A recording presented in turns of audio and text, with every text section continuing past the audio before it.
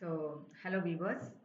So today we're going to see about எப்படி வந்து இந்த வேல்யூஸ் வந்து எவ்வளவு முக்கியம் லைஃப்ல அதனால நமக்கு எவ்வளவு சந்தோஷம் கிடைக்குது அப்படிங்கறத பார்க்க போறோம். வேல்யூஸ்னா என்ன அப்படின்னா நம்ம எதுக்கு ரொம்ப முக்கியத்துவம் கொடுக்கணும் லைஃப்ல. எது நம்மள நிர்ணயிக்குது நம்மளுடைய உண்மையான நம்ம ட்ரூ செல்ஃப் அப்படிங்கிறது தான். ஏன்னா அதை வச்சுதான் நம்மளோட சந்தோஷமே இருக்கு. சந்தோஷங்கிறது வெளியே கிடைக்கிற விஷயம் கிடையாது. அது உள்ள இருந்து வர்றது நிரந்தரமானது.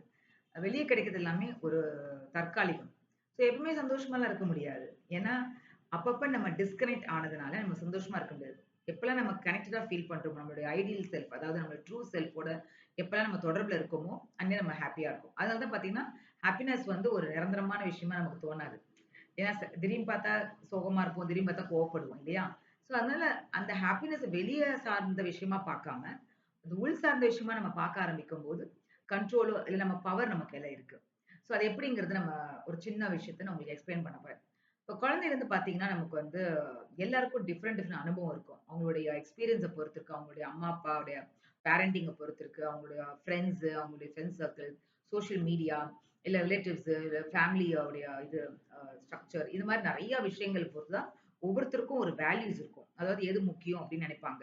சில பேருக்கு பார்த்தீங்கன்னா, இப்ப சின்ன வயசுலயே பெத்தவங்க வந்து, "நீ நல்லா படிக்கணும். நீ படிக்கலன்னா முன்னேற முடியாது. உன்னால வர முடியாது." அப்படின்னு சொல்லி சொல்லி வளர்க்கும்போது, அவங்களுக்கு அந்த எஜுகேஷன் தான் முக்கியமா இருக்கும். சம்டைம்ஸ் பவர் இருக்கும். இல்ல சில பேருக்கு வந்து அச்சீவ் பண்ணா கை தட்டுவாங்க. பாராட்டுவாங்க. பயங்கரமா பாராட்டுவாங்க. அச்சீவ் பண்ணல, ஒரு விஷயத்த முடிக்கல அப்படின்னா திட்டுவாங்க. ஸோ அப்ப அந்த இடத்துல வந்து achievement will be the value. நான் ஏதாவது சாதிக்கணும், ஏதாவது சக்சஸ் அடையணும் அப்படிங்கிற மாரி ஒரு கண்டிஷன் அவங்களுக்குள்ள வரும்.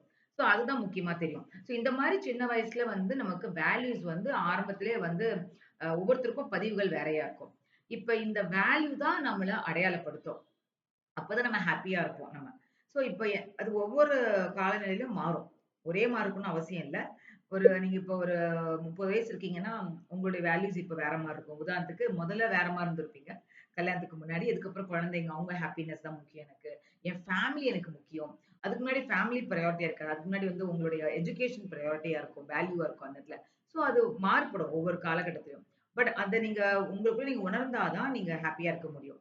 ஸோ ஏன் வேல்யூஸ் அவ்வளோ முக்கியம் அப்டின்னா, இந்த வேல்யூ வந்து உங்கள ஐடென்டிஃபை பண்ற விஷயம். உங்கள அடையாளப்படுத்துற விஷயம் அது.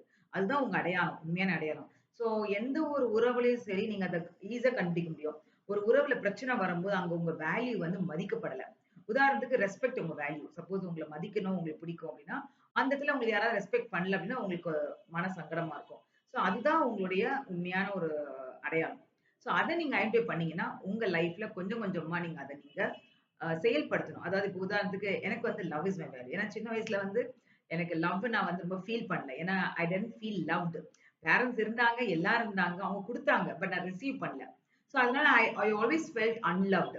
ஸோ எனக்கு அதனால அந்த அந்த நீட் எனக்கு மீட் ஆவாதனால ஐ ஆல்வேஸ் எனக்கு வந்து அந்த love is one of my primary value. So எப்பவுமே எனக்கு வந்து ரொம்ப லவ்விங்கா இருந்தா ஐல் பி வெரி ஹேப்பி. நான் கொஞ்சம் யாருக்கிட்டயாவது கடுமையா நடந்து, கோவப்பட்டு ஏதாவது பண்ணா என்னைய எனக்கு பிடிக்காது. ஸோ அந்த மாரி. இப்ப ஐ திங்க் உங்களுக்கு அது புரிஞ்சுக்கும் அந்த உதாரணம். அதே மாரி power is also one of my value. So என்ன பொறுத்தவரைக்கும் I I want to feel powerful. எனக்கு இந்த பவர்லெஸ்ஸா அதாவது நான் டிசிஷன் எடுக்கல, நான் முடிவு எடுக்கல. இன்னொருத்தர் எனக்காக எடுத்தாங்கன்னா எனக்கு சுத்தமா பிடிக்காது. ஸோ அந்த மாரி it is like you must know what is your value. So I have to live that value. So எப்பலாம் நான் பவர்ஃபுல்லா ஃபீல் பண்றேன், ஐ பி வெரி ஹேப்பி. எப்பலாம் லவ்விங்கா நான் ஃபீல் பண்றேன், I be very happy. So ஹேப்பினஸ்ங்கிறது என் உள் சார்ந்த விஷயமா நம்ம பார்க்க ஆரம்பிக்கணும். ஸோ அதுக்கு இந்த வேல்யூஸ் ரொம்ப முக்கியம். ஸோ இனிமேல் நீங்க உங்க வேல்யூஸ் என்னன்னு கண்டுபிடிங்க. அத உங்க லைஃப்ல கொஞ்சம் கொஞ்சமா கடைப்பிடிக்க ஆரம்பிங்க. அது உங்க லைஃப்ல நீங்க உங்க ஐடென்டிட்டிய மாறும். உங்களுடைய அடையாளமே மாறும். அதாவது நீங்க வந்து உங்க ட்ரூ செல்ஃப்ல உங்களுக்குள்ள ஒரு தொடர்பு கொள்ள ஆரம்பிப்பீங்க. அப்பன்னா என்னன்னா, உங்களுக்குள்ள இருக்கிற அ உங்களுடைய உண்மையான நேச்சர்ன்னு ஒண்ணு இருக்கும் இல்லையா? அதனோட நீங்க தொடர்பு கொள்ளும்போது யூ ஃபீல் ஒரு ஒரு ஃபுல்ஃபில்மென்ட் கிடைக்கும். ஒரு முழுமை கிடைக்கும். எப்பயுமே ஒரு முழுமை இருக்கும்போது நமக்குள்ள ஒரு திருப்தி கிடைக்கும் இல்லையா? அதுதான்.